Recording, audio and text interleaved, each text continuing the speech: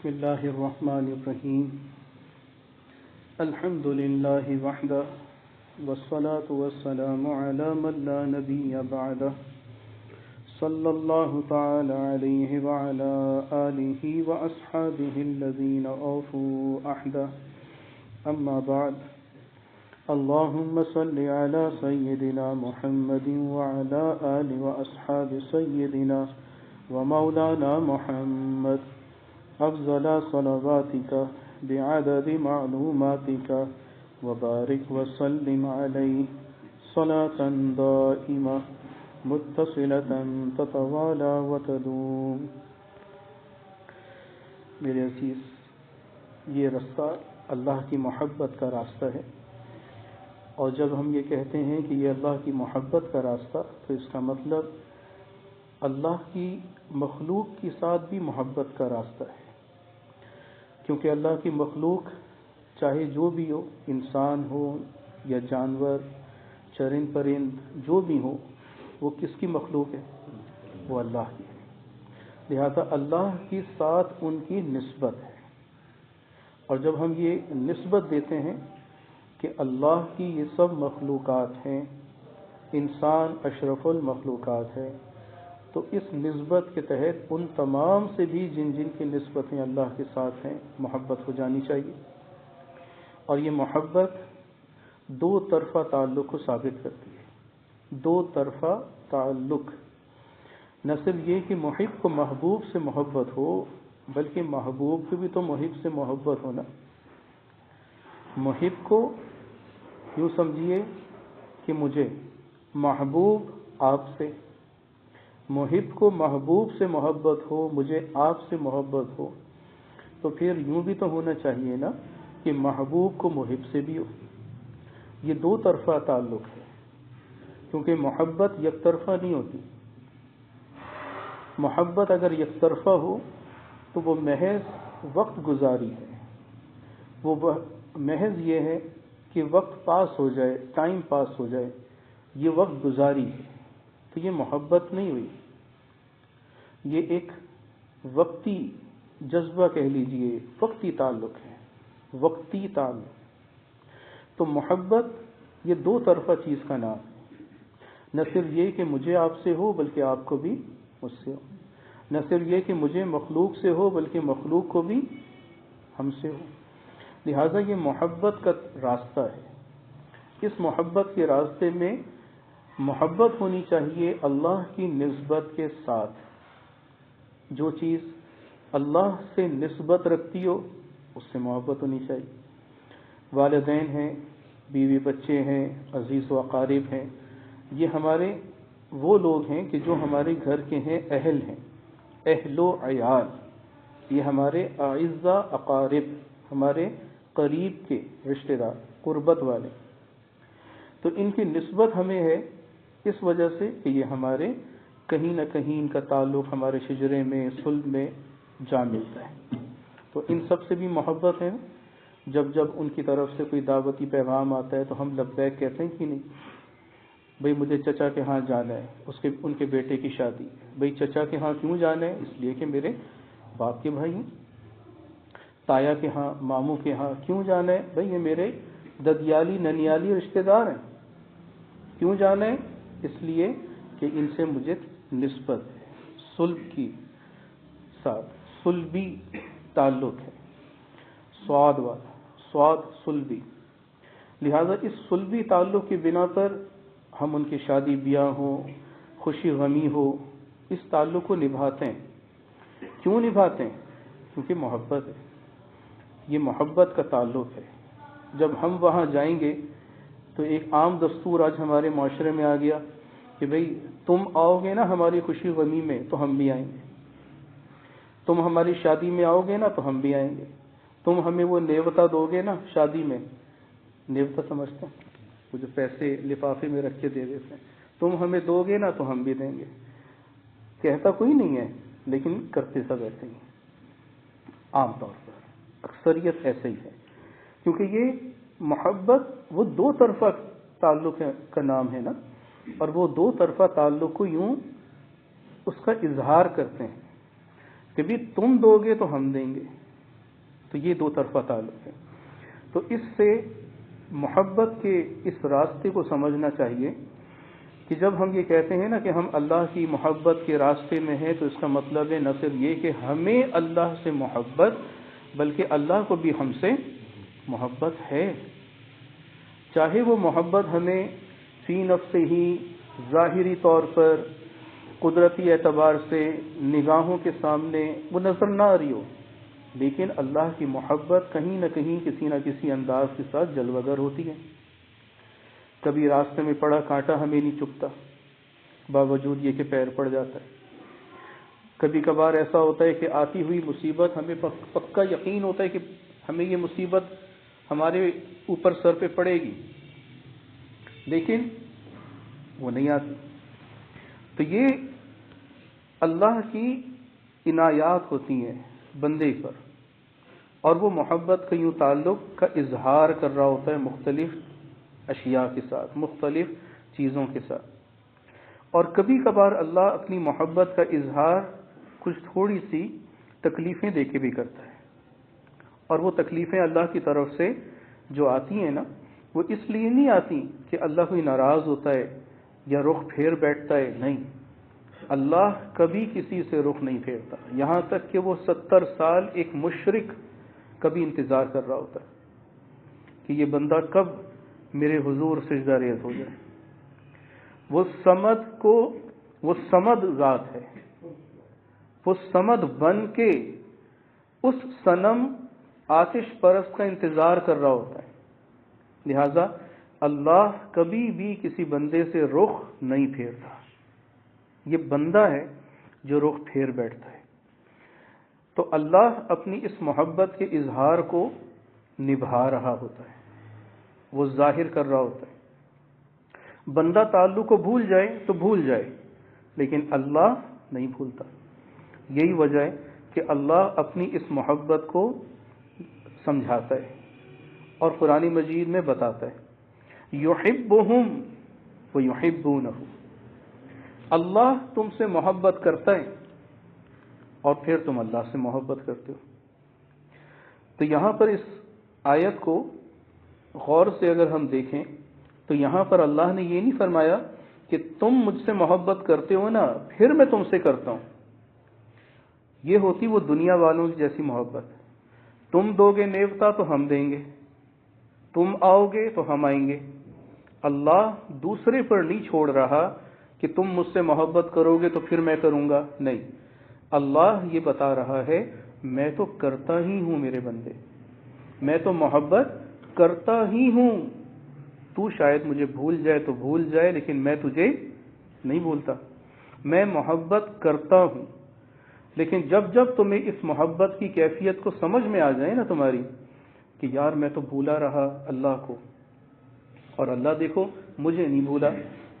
اللہ نے رات سوتے ہوئے میری کروٹیں بدل دیں باوجود یہ کہ میرا اختیار نہیں تھا. اللہ نے یہ جو بیماری تھی اللہ نے مجھ پر سے اٹھا لی، حالانکہ میں نے کوئی اس کا اتنا زیادہ انتظام نہیں کیا کہ میں نے اس بیماری کے لیے کوئی دوا استعمال کی. اللہ نے مہربانی فرما لی. تو جب بندہ یہ سوچ لیتا ہے، سمجھ لیتا ہے کہ بھی اللہ کا تو محبت چل گئی مجھ پر، اور اللہ نے اس محبت کی چادر کے اندر مجھے سمیٹ لیا، تو جب بندے کو اس چیز کو سمجھ میں آ جاتا ہے تو تب بندہ پھر اللہ کے حضور سجدہ ریز ہوتا ہے.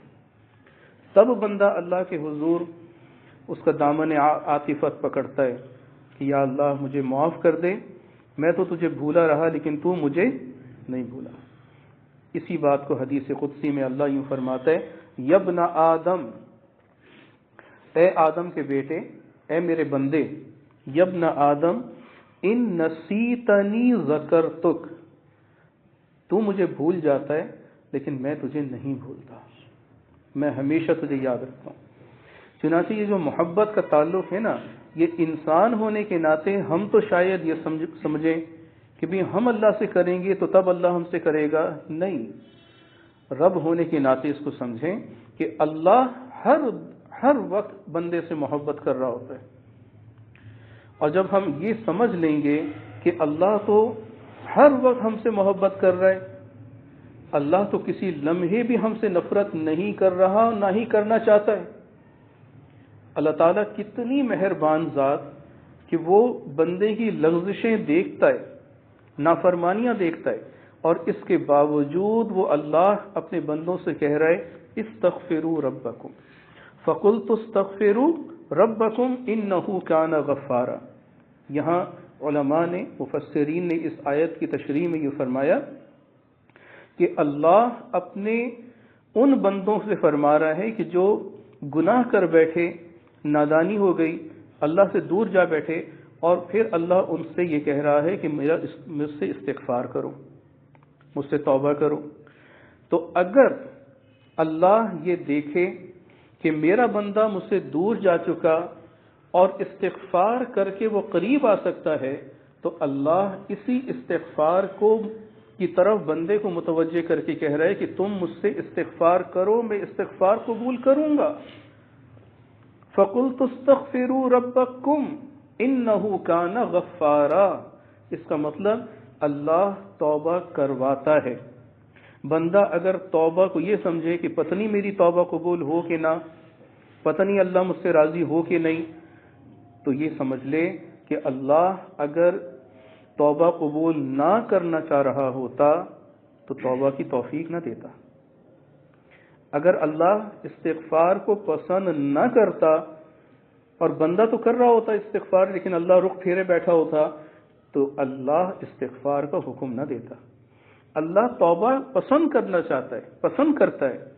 اللہ چاہتا ہے کہ میرا بندہ مجھ سے صلح کر لے استغفار پڑھ کر، لہذا اسی کی طرف وہ بندے کو متوجہ کر رہا ہے، میرے بندے تو مجھ سے بس صلح کرنے کے لیے استغفار کہتے، ایک دفعہ تو کہے گا انہ کان غفارا، وہ تیرے سارے گناہوں کو معاف کر دے گا۔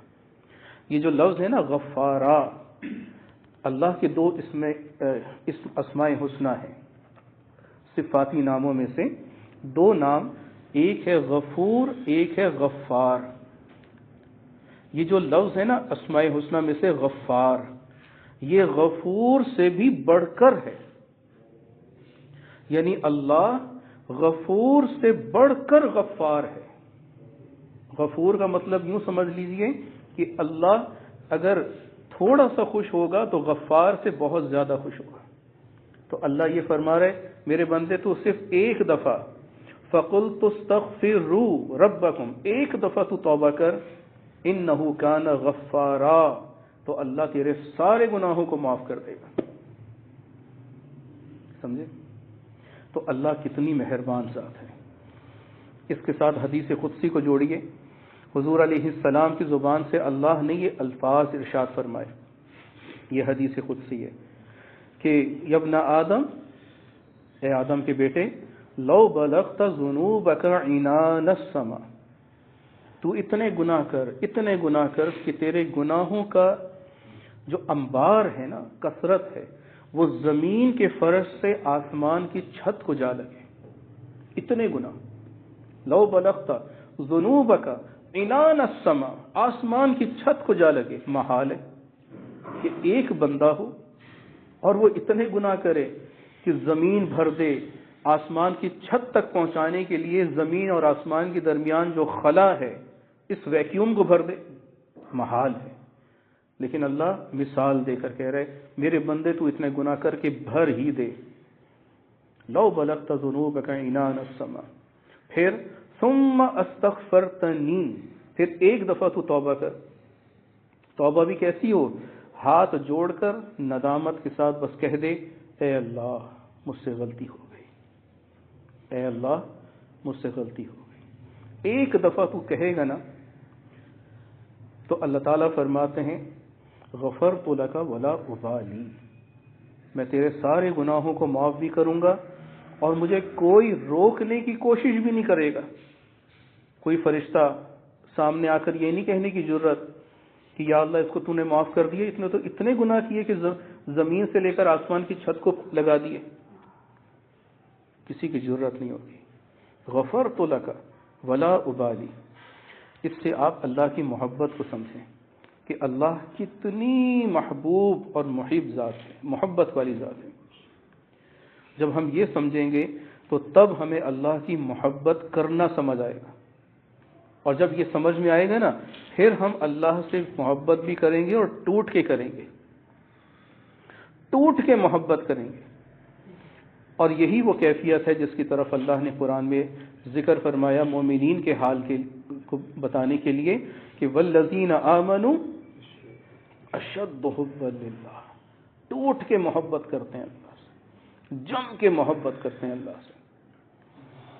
اور اس محبت کے لیے نا لا یخافون لومۃ لائم، اگلی آیت میں، ایک اور آیت میں اللہ فرماتے ہیں لا یخافون، کسی بھی ملامت گر کی ملامت کی پرواہ نہیں کریں گے کہ کوئی ان کو اس محبت کی وجہ سے کوئی ان کو مجنون کہنے لگے، کوئی ان کو یہ کہنے لگے کہ یار یہ تو دین پر بس مولوی بن گیا، یہ بچے کو ہم نے ڈالا تھا حفظ پر، نکل کر آیا ایک مولوی۔ تو یہ کوئی تانا نہیں مارے گا کہ مولوی صاحب، ملا صاحب، مولانا صاحب، کوئی تضحیق نہیں کرے گا، اور اگر کرے بھی تو اس کی پرواہ نہیں کرے گا۔ حضرت حکیم اختر صاحب رحمہ اللہ تعالی بڑی آسانی کے ساتھ اس بات کی تردید فرما دیا کرتے تھے، بھئی اگر تمہیں کوئی کہے نا ملا، مولوی، مولانا کوئی کہے تو یہ سوچو کہ اس نے لفظ جو بولا مولوی یا مولانا، کیا بولا؟ مولا والا، اللہ والا، اللہ کا دوست۔ تو اس نے تو تمہیں ایک خوشخبری سنا دی، ایک بشارت دے دی، ایک اچھی بات کہہ دی کہ تم تو اللہ والے ہو۔ ترجمہ سمجھ لیں نا، ترجمہ دیکھ لیں۔ تو جب یوں ہوگا تو کسی ملامت گر کی پرواہ نہیں اور ملامتی لفظ کی بھی پرواہ نہیں۔ آج ہمارے اندر اسی محبت کی جذبے کی کمی ہے، اور جب یہ دو طرفہ محبت کو ہم نہیں سمجھ پاتے، یک طرفہ سمجھتے ہیں کہ یار وہ آئیں گے تو پھر ہم ٹھیک ہے ان سے نہ تعلق رکھیں گے، نہیں تو پھر ٹھیک ہے اللہ اللہ خیر صلی اللہ لکم دینکم ولی دین، ٹھیک ہے بھی تم اپنے گھر میں خوش رہو، ہم اپنے گھر میں خوش نہیں۔ محبت کرو تو سب سے، محبت کرو تو سب سے، یہ ہمارے دین کا ہم سے تقاضا ہے۔ اور یہ جو کیفیتیں ہیں محبت کی، یہ ایک صفت ہے، محبت ایک صفت ہے، اور یہ صفت ہمیں ایک چیز کی طرف ہمیں پہنچائے گی۔ وہ کیا؟ کہ جب ہم آپسی تعلق میں محبت کریں گے، محبت کرنا سیکھیں گے، ٹوٹ کے کریں گے، اور جائز محبت ہوگی، شریعت کی باؤنڈری کے اندر ہوگی، تو پھر یہ محبت کی جو صفت ہے وہ ہمارے اندر ایسی رچ بس جائے گی کہ جنت میں یہی کام آئے گی۔ جنت میں جنتی جب بیٹھیں گے نا تو کیسے بیٹھیں گے؟ اللہ قرآن میں فرماتا ہے علی سرور متقابلین، ایک دوسرے کے مد مقابل بیٹھیں گے۔ مد مقابل کا مطلب پیٹھ پیچھے بھی پھیر کر، آمنے سامنے، آمنے سامنے، اور آمنے سامنے دشمن کی حیثیت سے نہیں، دوست کی حیثیت سے، محب اور محبوب کی حیثیت سے۔ یہ گویا اللہ تعالیٰ یہ بتا رہا ہے کہ ان کا یہ جو انداز ہوگا علی سرور متقابلین، یہ بتا رہا ہوگا دنیا میں بھی ان کے دل میں کوئی کجی نہیں تھی، کوئی نفرت دل میں نہیں تھی، دل ہر مسلمان کے میل سے پاک تھا، اور جب یہاں پہنچے ہیں جنت میں تو اسی صفت کے ساتھ یہاں پر موصوف ہو گئے، یہاں پر آ گئے۔ تو یہ کیفیت محبت ہے، یہ دو طرفہ تعلق ہے، اور اگر یہ یک طرفہ ہو تو یک طرفہ کیا ہوتی ہے؟ اس کے لیے ایک چیز حضرت نے یہاں پر ایک ملفوظ ارشاد فرمایا، مجالس ناصیہ جلد اول صفحہ 207 پر فرماتے ہیں کہ ہدیہ دینا ہو تو خوش دلی سے دینا چاہیے، نہ کہ مصیبت سمجھ کر۔ ہدیہ ایسا نہ ہو کہ وہ محبت کی بجائے توڑ کا سبب بنے۔ حضرت خواجہ غلام فرید کوٹ مٹھن والے رحمہ اللہ تعالیٰ کا ایک مرید سال میں ایک مرتبہ حاضر ہوتا تھا، سال میں ایک دفعہ آتا تھا سالانہ اجتماع پر، اور ہر سال حضرت کے لیے ایک لنگی ہدیہ کرتا تھا۔ حضرت بھی اس سے محبت فرماتے۔ ایک سال وہ نہ آیا، اور اگلے سال جب آیا تو 2 لنگیاں لے کر آیا، ایک سال کا ناغہ پورا کرنے کے لیے 2 لنگیاں لے آیا۔ حضرت نے دریافت کیا کہ بھائی پچھلے سال تشریف نہیں لائے؟ عرض کی کہ حضرت حالات کی تنگی کی وجہ سے میں آپ کے لیے ہدیہ نہ لے سکا تھا، لہذا حاضر نہ ہو سکا۔ حضرت نے اس کے سامنے دونوں لنگیاں جلوا دیں، دونوں لنگیوں کو بھٹی میں ڈال دیا، جلا دیں اور فرمایا کہ جو تحفہ دوست کو دوست سے جدا کرے اس کا حشر یہی ہونا چاہیے. بھئی ہم آپس میں جو محبت کریں یہ محبت کوئی غرض کے ساتھ نہ ہو. بھئی تم مجھے کوئی گفٹ دو گے تو ہم کریں گے محبت، نہیں، یہ بے غرضی محبت ہو، یہ بے غرضی محبت ہو. تو ہمارے دلوں کے اندر نا اغراض پل رہی ہیں، غرض پل رہی ہیں، گویا کہ ایسا لگتا ہے کہ جس طرح ہم اغراض کے بندے ہیں، ہمارے اندر خواہشات پل رہی ہیں، غرض پل رہی ہیں. تو ہم اس غرض سے نجات پائیں اور اس غرض کو اپنے اندر سے نکالیں. تو اس غرض کو نکالنے کے لیے توبہ کرنی چاہیے، استغفار کرنا چاہیے اور کثرت سے اللہ کا ذکر کرنا چاہیے، کیونکہ یہ ذکر ایک انقلاب پیدا کرتا ہے دل میں، دل کے اندر کیفیت محبت کو بھرتا ہے. کس کی؟ اللہ کی. اور جب یہ کیفیت محبت اللہ کی آ جاتی ہے تو پھر اللہ کی محبت جب قلب کے اندر سماتی ہے تو پھر انقلاب لائے گی، اور ایسا انقلاب ہوگا کہ پھر اللہ کی نسبت سے جو جو ملتا چلا جائے گا اس سب سے بھی محبت بڑھتی چلی جائے گی. آج ہم اللہ والوں کی نسبت کو پر فخر کرتے ہیں، نسبت پر اللہ کا شکر کرتے ہیں اور ان کے لیے دعائے خیر کرتے ہیں. کیوں؟ کیونکہ یہ کن کے دوست ہیں؟ اللہ کے دوست ہیں. اسی لیے میرے عزیزوں، اللہ والوں کے ساتھ تعلق کو رکھنا، ان کی صحبت اٹھانا، ان کی مجالس میں شرکت کرنا، ان کے ساتھ رابطہ رکھنا، ان کے بتائے معمولات پر عمل کرنا، یہ سب اسی لیے کہ ان کو ہم سے محبت ہے تو ہمیں بھی تو ان سے ہونی چاہیے نا. یہ محبت یک طرفہ تو نہیں ہے نا کہ بھئی چلو اچھا چلو انہوں نے دے دیے وظیفے تو خیر ہم بھی ان سے کریں، ہم بھی ان سے محبت کریں. تو یہ محبت ہو تو دو طرفہ ہو. اللہ تعالی ہمیں اس محبت کی کیفیت کو سمجھنے کی توفیق نصیب فرمائے. اذان ہے، اذان کا جواب بھی دیتے رہیے خاموشی سے اور قلب کے اندر آنکھیں بند کر کے ذکر کی طرف بھی متوجہ رہیے. اللہ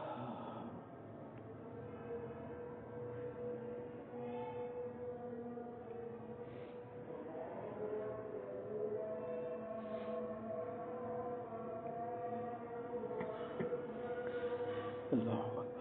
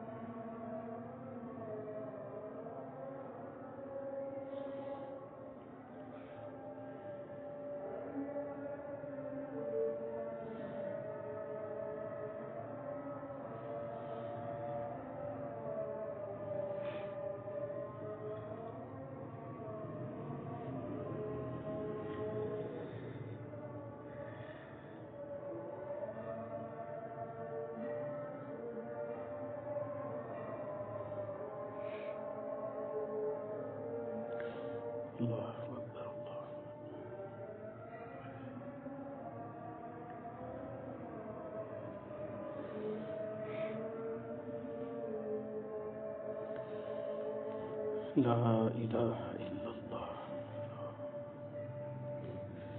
اللهم رب هذه الدعوة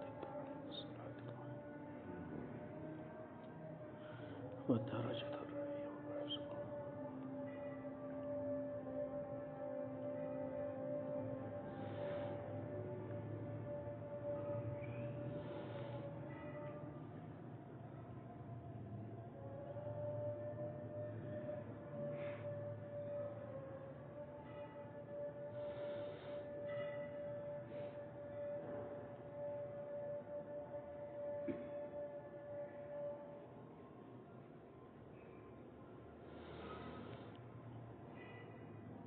اللہ اللہ اللہ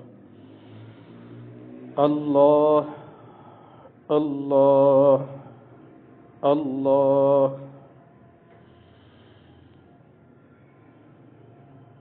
اللہ اللہ اللہ اللہ اللہ اللہ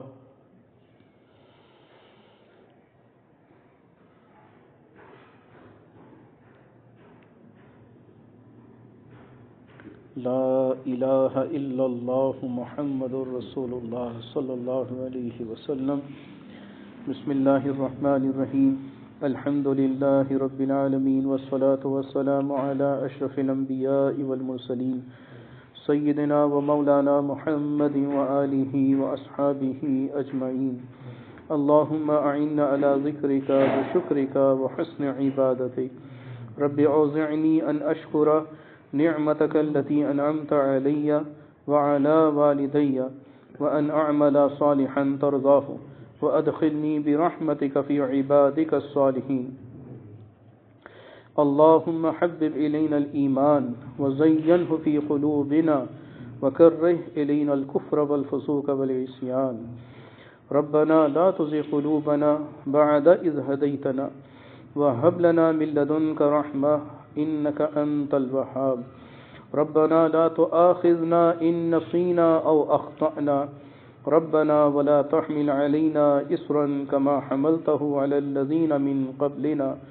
ربنا ولا تحملنا ما لا طاقة لنا به واعف عنا واغفر لنا وارحمنا أنت مولانا فانصرنا على القوم الكافرين. ربنا اغفر لنا ولإخواننا الذين سبقونا بالإيمان ولا تجعل في قلوبنا غلا للذين آمنوا ربنا إنك رؤوف رحيم. ربنا أتمم لنا نورنا واغفر لنا إنك على كل شيء قدير. ربنا اصرف عنا عذاب جهنم إن عذابها كان غراما إنها ساءت مستقرا ومقاما. ربنا آتنا في الدنيا حسنة وفي الآخرة حسنة وقنا عذاب النار. ربنا آتنا من لدنك رحمة وهيئ لنا من أمرنا رشدا. اللهم هذا إقبال ليلك وإدبار نهارك وأصوات دعاتك فاغفر لنا يا غفور. وصلى الله على النبي الكريم وعلى آله وأصحابه أجمعين آمين برحمتك يا أرحم الراحمين.